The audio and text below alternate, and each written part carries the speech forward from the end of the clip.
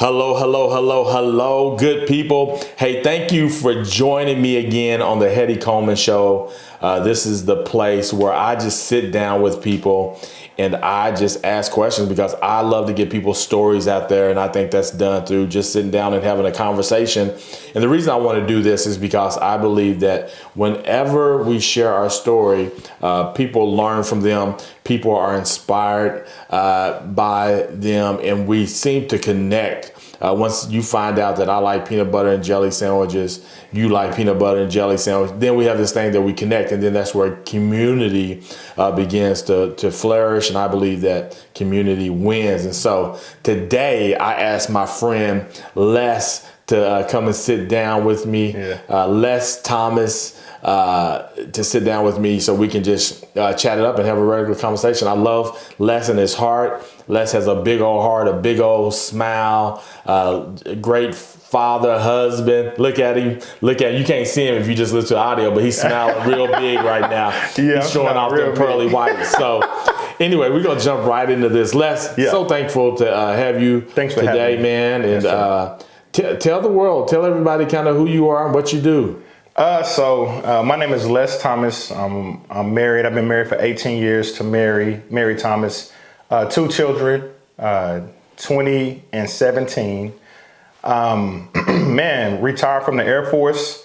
Did that for 20 years. Now I work for Youth for Christ. It's a mentoring program, where we're impacting the next generation.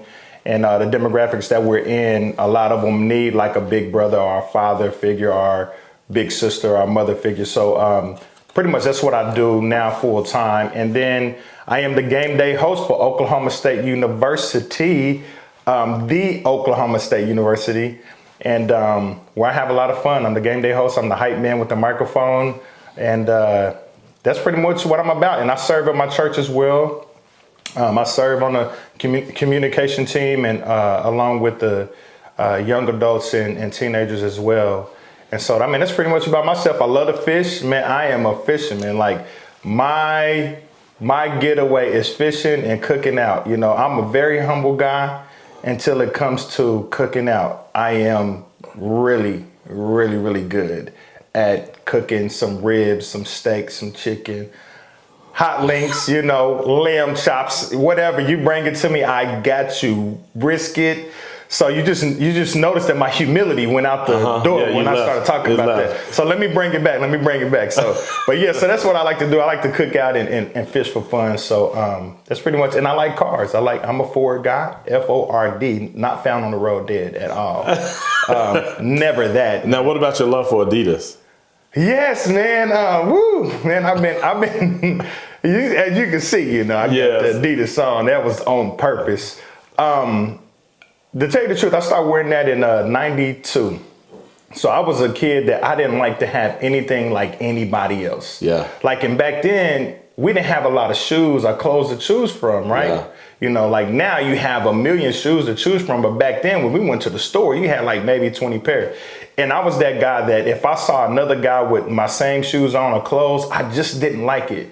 And so we was in Dallas and I saw these 2 guys dressed out. They was decked out in Adidas from head to toe. Mm-hmm. And that inspired me. I was like, boom, that's it. Nobody's wearing Adidas. So in 92, it had kind of fell off. Not a lot of people was wearing Adidas. And man, I'm one of those guys that's really loyal. Yeah. All I drive is Fords. Yeah. All I wear is Adidas, unless it's OSU gear or Heritage Hall gear. But anyway, so yeah, it was birthed then. And I started wearing Adidas, and then it became popular. And I'm in the groove. I've been doing this, and I can say I've been doing this since 92. I didn't just go with a fad. Now, how old were you in 92? In 92, man, I was 13, 14. I was probably doing illegal stuff, too, to get the Adidas at that time. But I knew a king was inside of me, so I just was trying to make it happen early. Because Adidas at that time, it was pretty pricey. Because it wasn't what it is today. It's still pricey depending on who you talk to. Yeah. But and I just like to wear it, and even when I played football, all you could get was Nike shoes pretty much back then. I would like color in the Nike sign and wear Adidas shin guards. Oh, okay. Back then, because they didn't have Adidas football gear, right? So That's crazy. So thank you for serving in the Air Force. Yes, sir. Thank you. Now, how long were you in? 20 years, man. I was did in the Air 20. Force. I did 20 years. I retired April 27th, 2018. So we're coming up on a year, and Yeah. I'm going to celebrate. Yeah. I am going to celebrate. So when you went into the Air Force, did you know, like, I'm going to make a career out of it?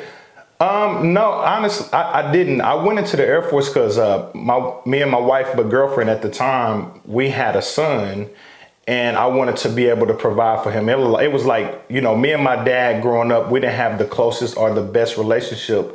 And so from a young age, I always said that, you know, that pain and that hurt that I feel, I'm going to make sure that I do not reciprocate that. I'm going to make sure that my son don't have to deal with that. And so I looked at it as an opportunity for me to be able to provide. So that's really why I went in, because I was in college, sophomore in college, and I really didn't have any desire to be in college. Yeah. And I knew that if I went into the military, I could provide. So that's really why I went in. Okay. Yeah.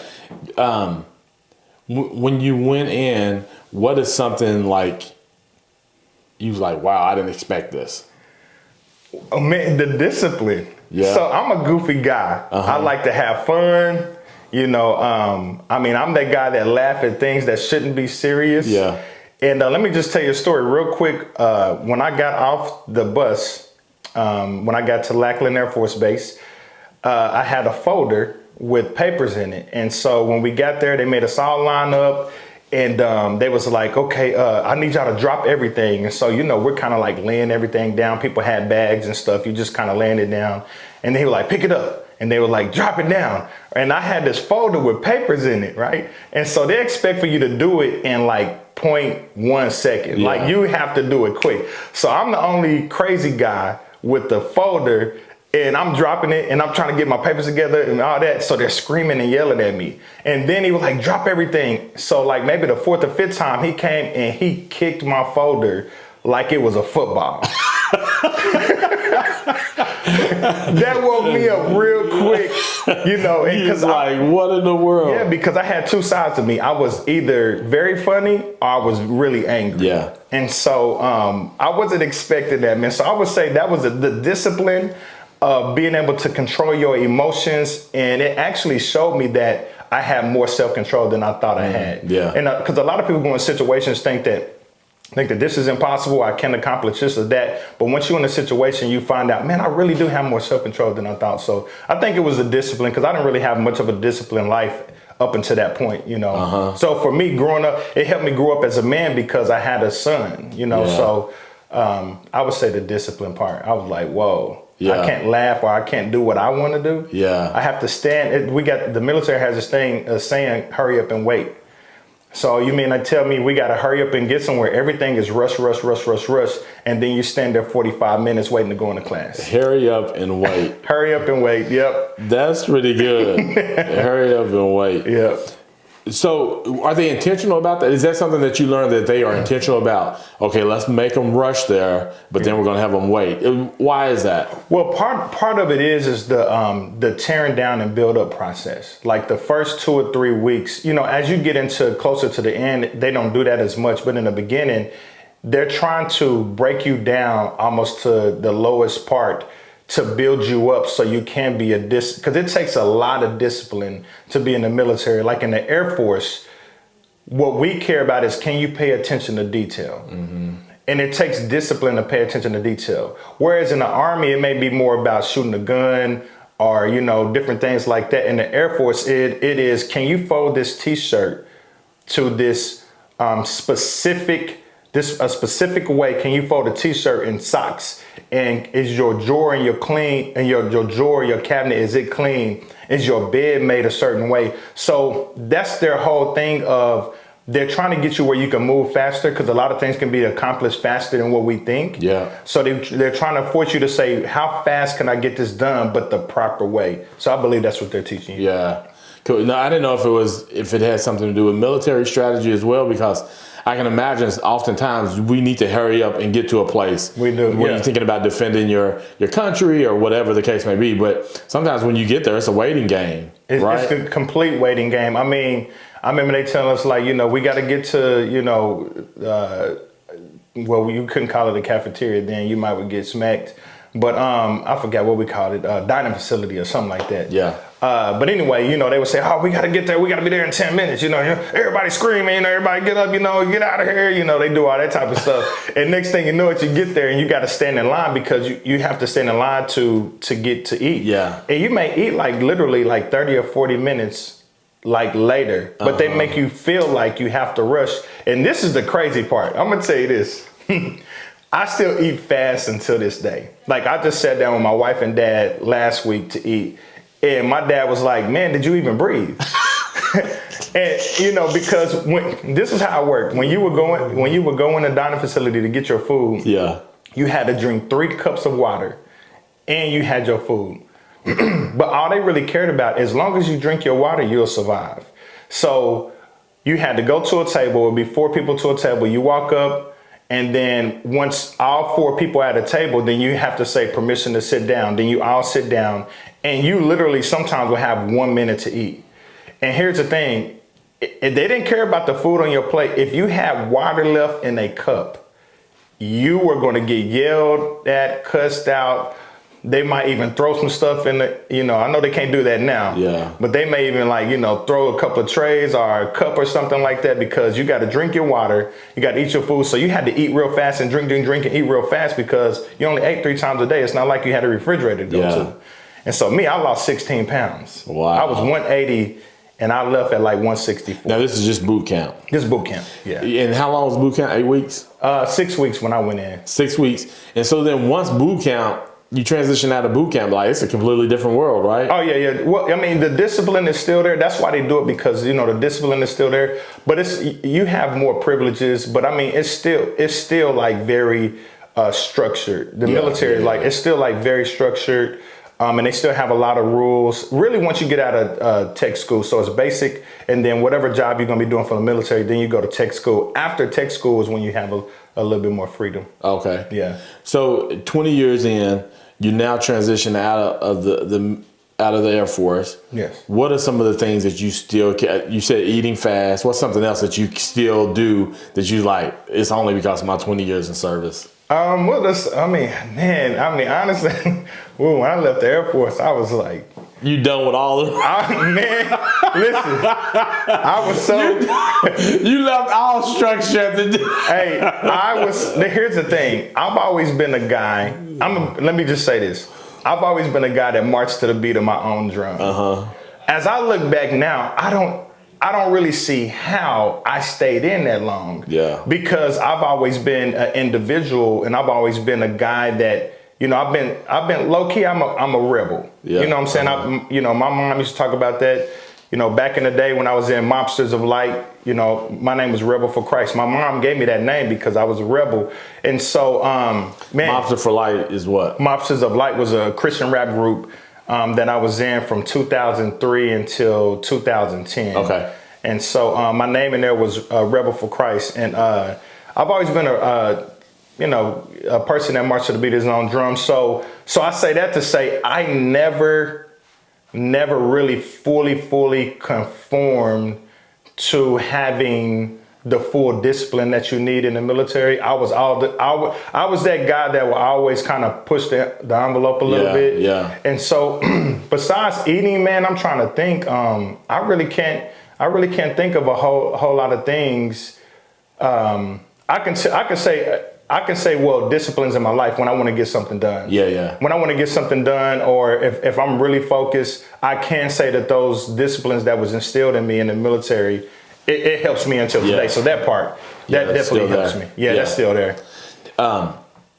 So how was it on your family being in the military with the traveling and everything? Yeah, it was a challenge. Honestly, it was a challenge at times. That's the part about being in the military that's not talked about a lot.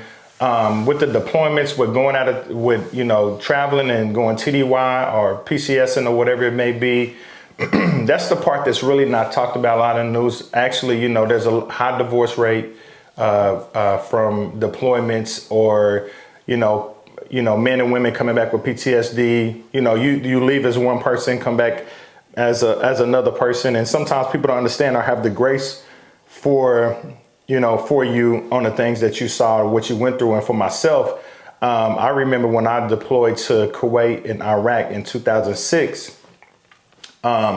It was really hard on my family. I remember the week that I left, and back then you couldn't it wasn't easy to just get on the phone. You couldn't FaceTime. Now they have all kind of things you can do to stay in touch with your family. Yeah. And speaking of that, thank you so just so you know, pause, just break, how I became had so much gratitude and love for Hetty is when I was overseas. I had just met Hetty. He was doing We Tell Stories, and I met Hetty. We didn't even know each other that well at all.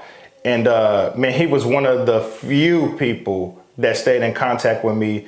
And till this day, that impacted my life. So that's why I have so much love for Hetty, and I call him Big Bro. I don't call everybody Big Bro. It's because here it is, a guy that didn't know me that well. Yeah. And when you're over there, you almost feel like you're in jail. Yeah. You almost feel like you're in jail. So anytime you got a letter or a package, you went crazy. And so Hetty has always been a writer. And so he would write me and stuff like that.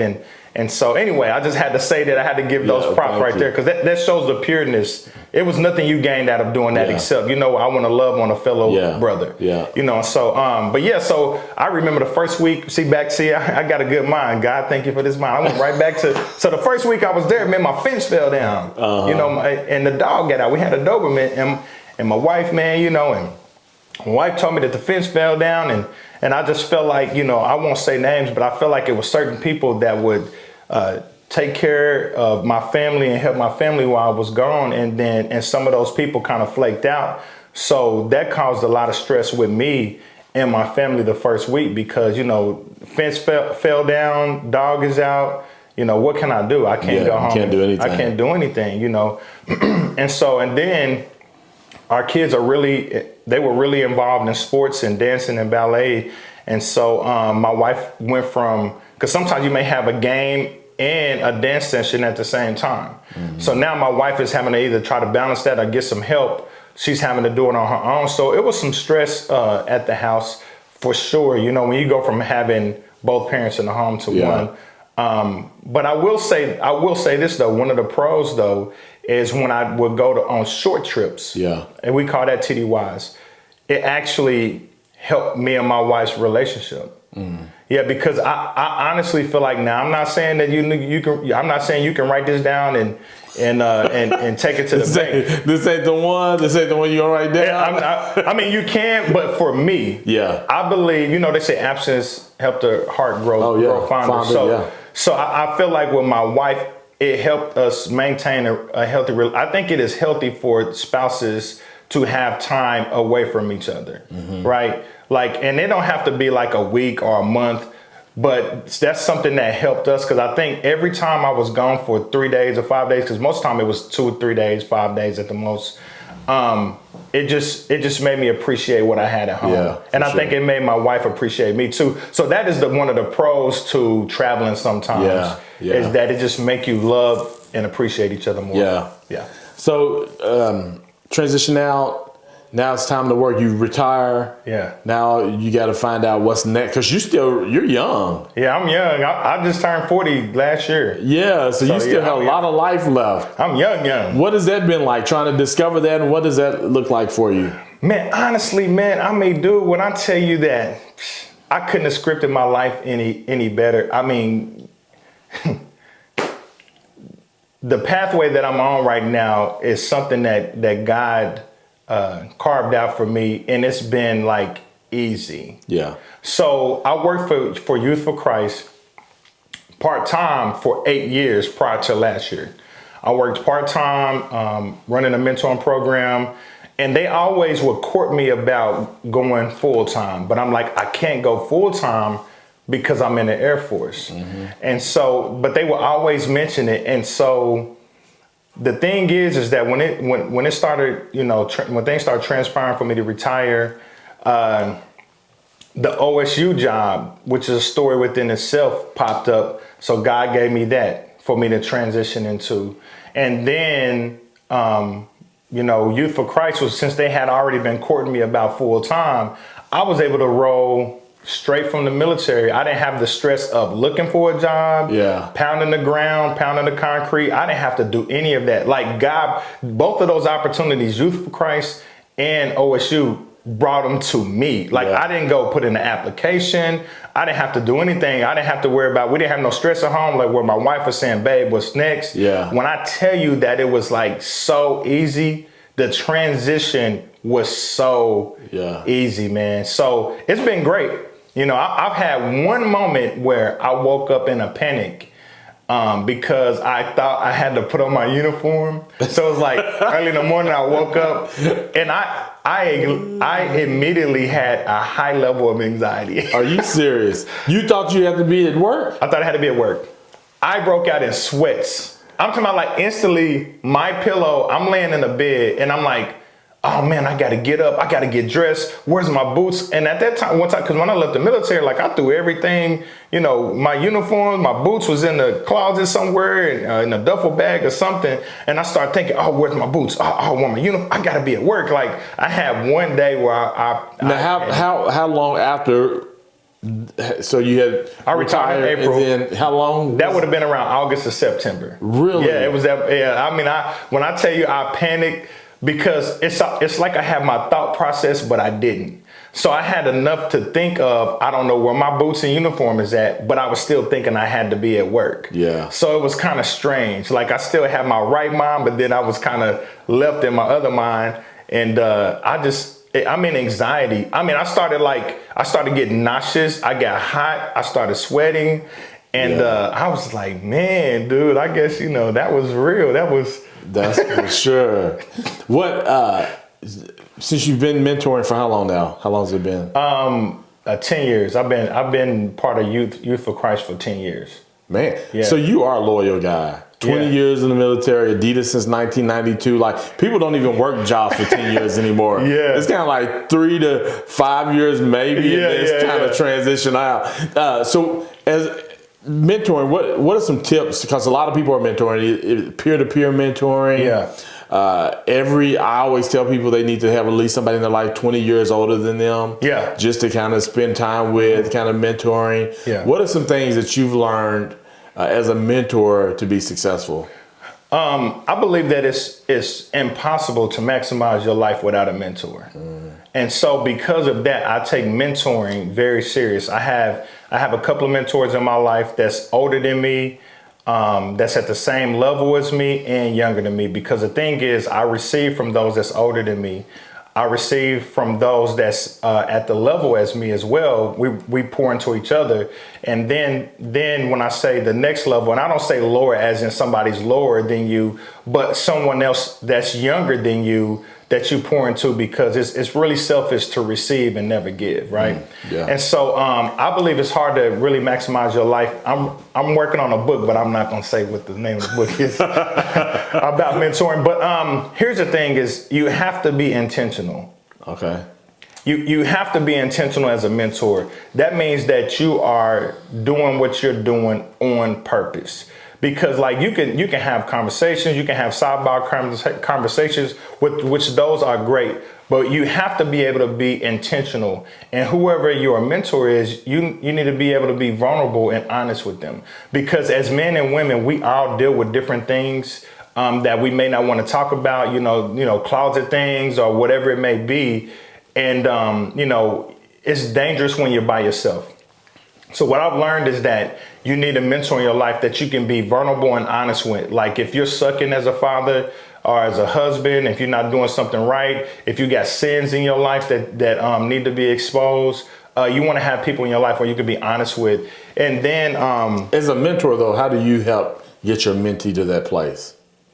Where they're going to be honest and vulnerable with you. And it's intentional, which I've said that, in time. Like you have to spend time with them. And you have to be open about your life. Like when you meet with them, it can't be about, okay, what's going on with you? What's going on in your life? Tell me about your world.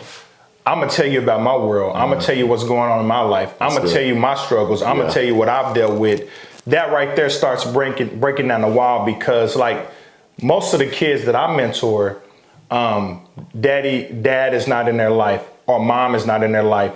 or they're in jail, grandparents is raising them, or they're raising themselves, you know. And so a lot of them have walls up because they've been let down.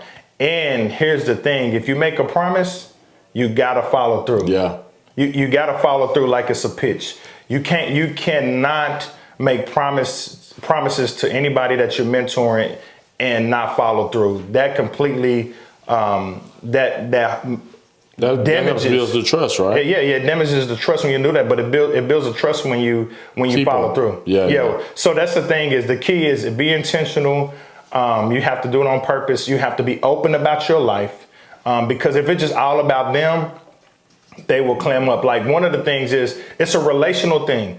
Because you know, God has blessed me with the ability to influence and deal with the next generation. Sometimes I have mothers or dads reach out to me and say, I want you to mentor my kid. Let's meet up right now. And I'm like, it doesn't work like that. Yeah. I'm like, you know, a relationship has to be there in order for me to impact your kid.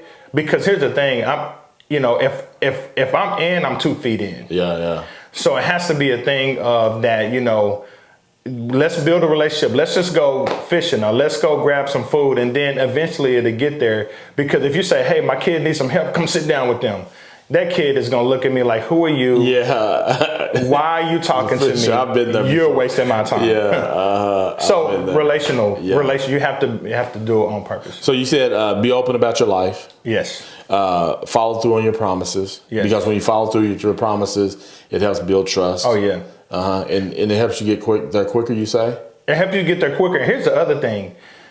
You have to be able to have grace for that person that you're dealing with and not get frustrated whenever they may seem like they're lashing out at you or kind of acting like, why are you talking to me? You have to have a certain zeal about when you're dealing with them, because here's the thing, there's levels to people's hurt. Yeah. There's levels to people's pain. You know, I mean, I can't go 5 inches in the ground and get oil. Yeah. You know, I'm gonna have to go 1,000 feet to get oil. Yeah. So whenever you sit with somebody, it's the same thing. Each time you sit with them, layers and layers are coming off, and some layers are sensitive. So you may touch an area where they might kind of bug back at you or may get an attitude with you, but they're not mad at you. What it is that that's a sore spot. You just touched the bruise on me. Yeah. So you have to be able to say, okay, let me calm down. Yeah, they might have just cussed while they was talking to me. Yeah, they might have just got an attitude or roll their eyes, but they're not mad at you. Yeah. What it is, that's the healing process. Yeah. You see how my voice changed?